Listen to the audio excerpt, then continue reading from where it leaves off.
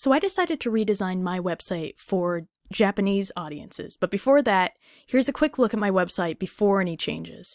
And I fixed a few things with links. There was a problem over here that was annoying me for a little while.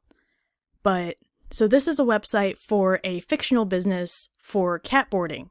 So you can take your cat, and when you go on your trip, you can have them stay at our little cat hotel. And there's a page where you can book the rooms and the calendar. There's live webcams. If there actually were a building, we'd be able to have those here. Customer testimonials. If we actually had customers, we'd be able to put these here. And a little about us page.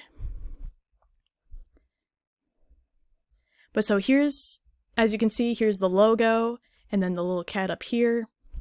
Those are going to change in the next design, so let's take a look at that.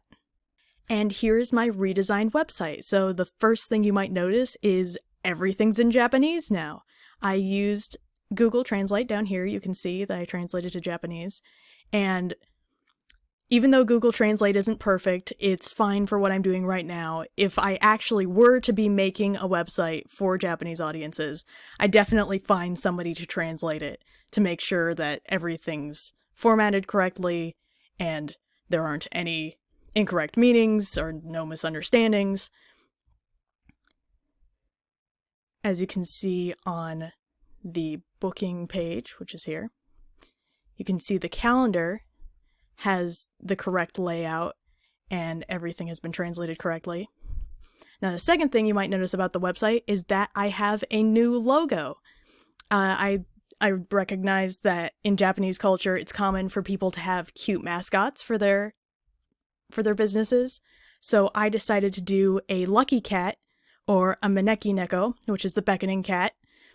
And then I changed the name as well, so that even though I was really hoping that I could do a Japanese pun, I'm unfortunately not familiar enough with the language to make a pun that would actually be as cute as the cat and Kitt in. So I changed the name to the cat boarding house, or neko geshuku. And as you can see, it reads vertically from right to left. But as you might notice on the website itself, it reads from left to right.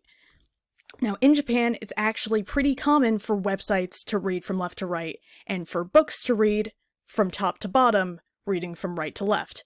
So it's actually pretty easy for Japanese people to switch between the two, so it's okay that my website does this. I'll have to go in manually and fix that.